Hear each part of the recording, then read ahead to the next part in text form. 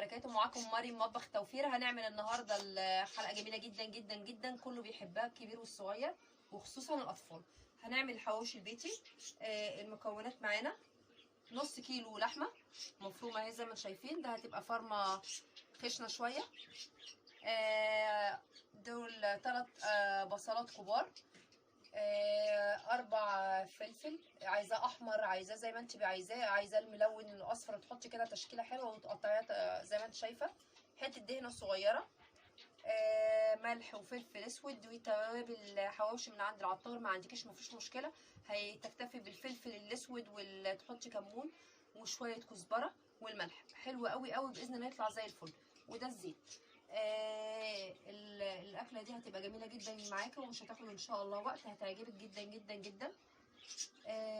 السر اللي فيها اللي هي التتبيله بتاعتها.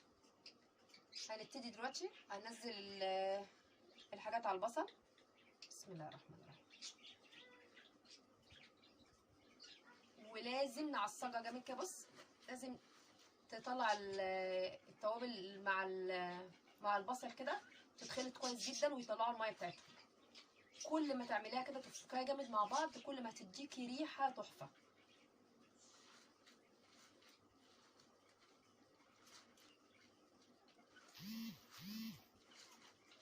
اعمليها كويس جدا جدا، وكل زي ما قلت لك كل ما تطلع ميه معاكي ما تقلقيش، لا ده هتبقى جميله جدا جدا باذن الله.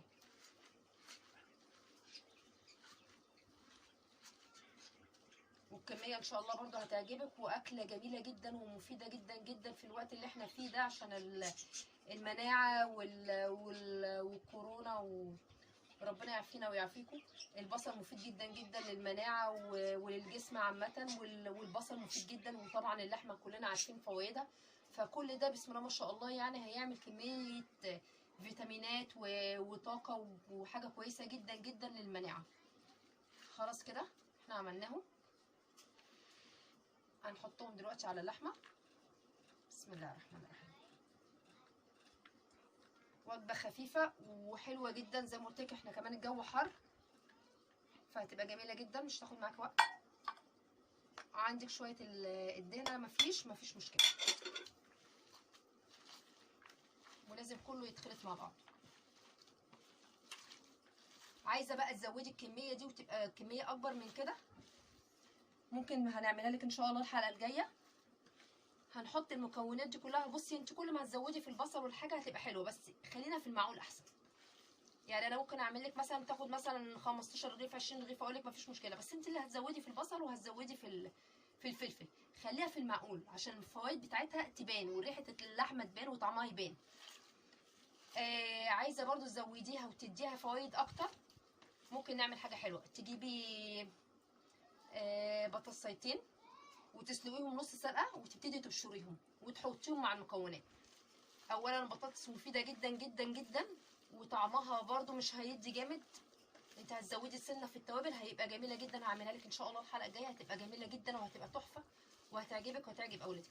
دي الحاجه اللي بتزود، اي حاجه تاني مش هتعمل تزويده يعني او مش هتزود. مكوناتك اللي انت حطاها اهي هي اللي هتعمل معاكي العدد اللي انت عايزاه. اهم حاجه كله يتخلط مع بعضه كويس جدا جدا جدا.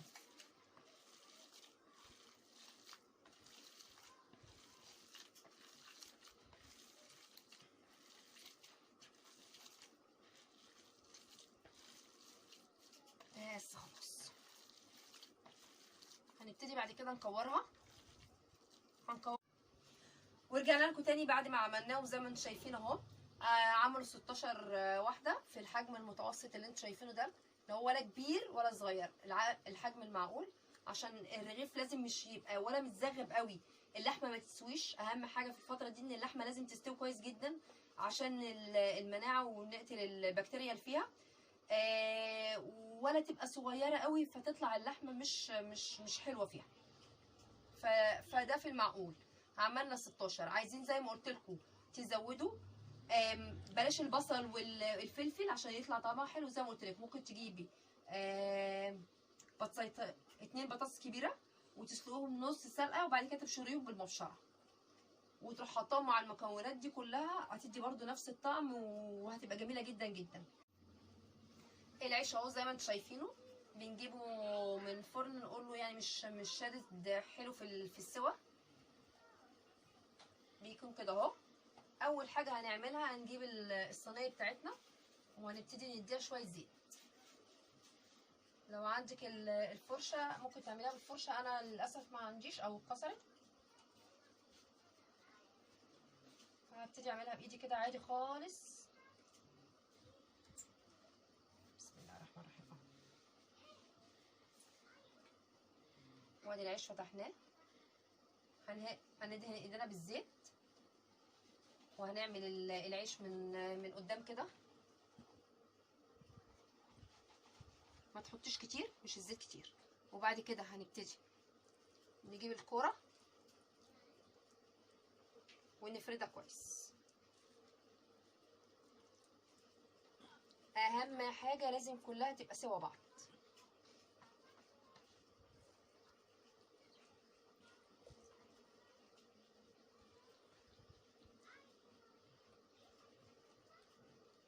ممكن تديها كمان حبه زيت تاني اهو عشان تفرد معاكي احسن اهو.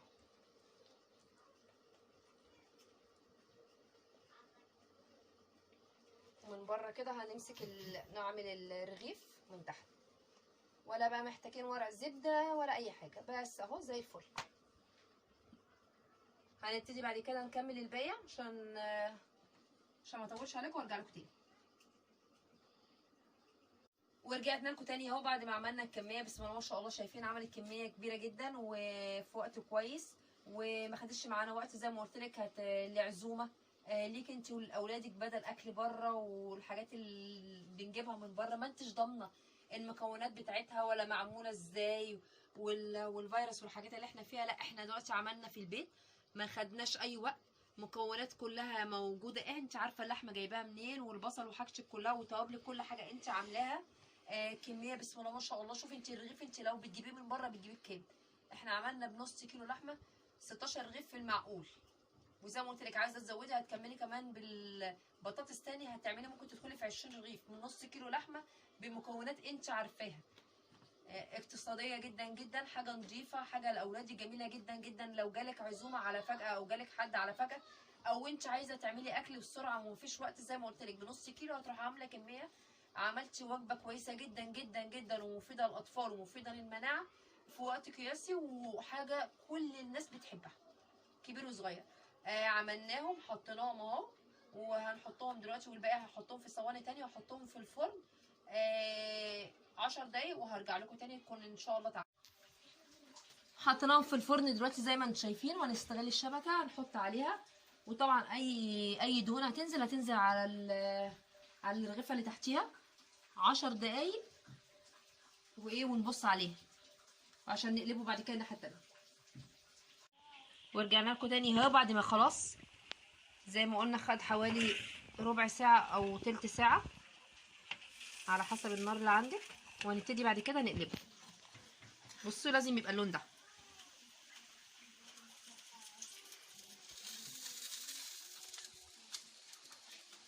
اللي هو اللون المتحمرش مش قوي. خلاص هنقلبه ونسيبه حوالي 10 دقايق تاني.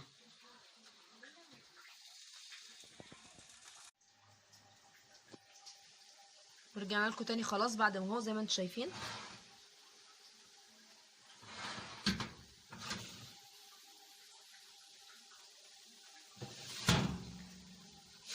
بس خلاص كده كله خلص.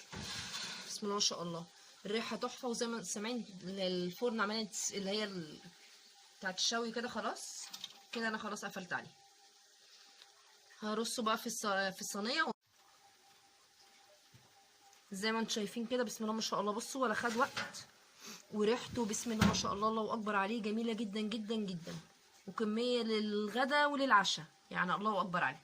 لكم تاني بعد ما خلاص طلعناهم من الفرن زي ما انتم شايفين الكميه بسم الله ما شاء الله، ما خدش معانا وقت، وجبه تنفع للغدا وكمان للعشاء، مكونات انت عارفاها وسهله جدا جدا ما بتاخدش اي وقت. الاطفال كلها بتحبها، وممكن ما يعني بصي الحرمشه دي بتبقى حلوه جدا جدا، الاطفال بتحبها. زي ما قلت لكم عايزين تزودوا عليها شويه بطاطس هيبقى جميله جدا. ممكن تحط عليها فلفل، تقطعي عليها فلفل وتحطيها، تبقى جميله جدا جدا جدا. بصوا انا بس مش عارفه امسكه عشان ايه، عشان سخن، لسه طالع من الفرن. ده بيتاكل وهو سخن بيبقى تحفه. جربوه كده وقولوا لي، وان شاء الله يعجبكم ويعجب اولادكم، وبالهنا والشفا، وكل سنه وانتم طيبين. مستنيه ارائكم وكمان لايكاتكم.